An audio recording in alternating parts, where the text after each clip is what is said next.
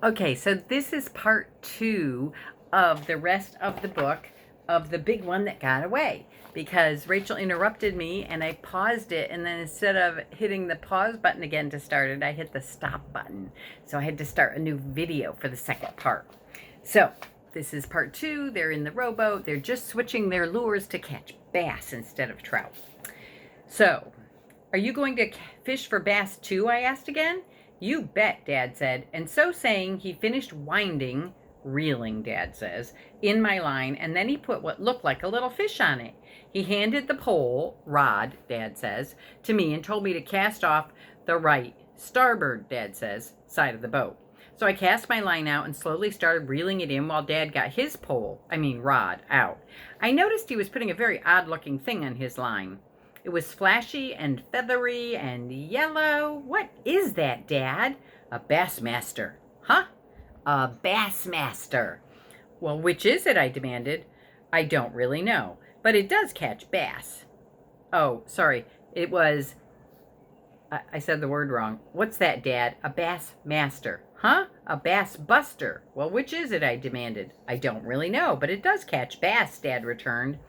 May I use it? I wondered aloud. After I've tried it a little, Dad replied. That was good enough for me. I kept casting and reeling in. Dad was doing the same. The wind was pleasant, the sun was nice and warm. It was really peaceful out here. The cottage we had noticed was getting smaller. Hey, Dad, the cottage is getting smaller. We're drifting, Dad said. Look at our cottage. I looked back toward where we had started. Our cottage, well, really Richard's, which had seemed teeny when we started drifting, was getting bigger. Either we're drifting fast or we've been fishing longer than it seems, I observed. Both, said Dad. Dad kept casting and reeling. I got it right that time. I was doing the same. The wind was pleasant, the sun was nice and warm, and it was really boring out here. Dad, I yelled, I feel something. I think I have a fish. Is it pulling you in? Dad chuckled. Dad, I'm serious. I think I've got a fish. Quick, set your line. Bring your rod up fast. So I did, and the rod bent a lot. It felt like I was trying to pick up a garbage can full of garbage. Actually, I've never picked one up, but this was heavy. It's pulling, Dad, it's pulling, I shrieked at the top of my lungs. Reel in, Dad yelled over my shrieking. Keep the rod up, keep it up. I will, I yelled. Then there was a flash of silver and green and a splash of water. There it is, we both yelled as the fish flipped out of the water. My rod straightened up and then bent again as the fish jumped clear of the surface and then dove for the deeps again. I could feel the pull of a live thing at the end of my line. I was so excited. Suddenly, my rod straightened again, but no fish jumped. The pull was gone. The line was loose. I looked questioningly at Dad. What happened, Dad? I think it got away, Isaac, Dad answered. How? Well, Dad said, he must have thrown the hook loose on that fantastic jump he made. How do you know it was a he, Dad? Well, I don't. Oh, what kind do you think he was, Dad? And here's our picture. There's the fish getting away.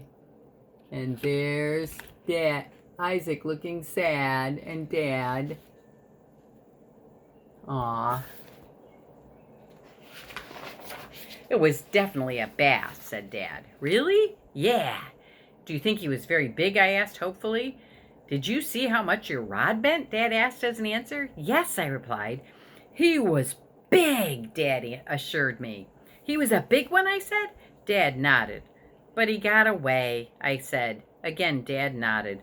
Well, that's my story and I'm sticking to it.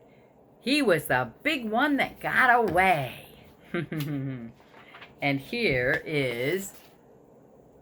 there's Uncle Isaac when he was a little boy. And there's Papa when he was a young man. Look at all that hair. And it's so dark, huh?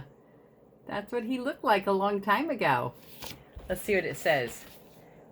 Isaac is an 8-year-old, so he's 2 years older than you when he wrote this book.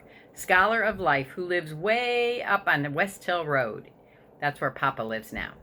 In addition to his love of swimming, reading, writing, and running, Isaac is a loving learner and friend. He wants to learn everything and is willing to ask a billion questions in order to find out. Once he has an answer, he's also willing to share that knowledge with everyone. He's a pleasure to work with. That's what Papa said about him. Alan likes to go fishing with his son Isaac. He also likes to play guitar, read, write, and joke around. He likes to share what he's done, and he likes to scare you, so watch out. My dad is a teacher. My dad is always teaching people, even when he's not in school.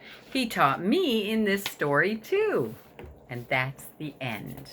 Sorry I had to give it to you in 2 sections. I love you. Sweet dreams. And good night.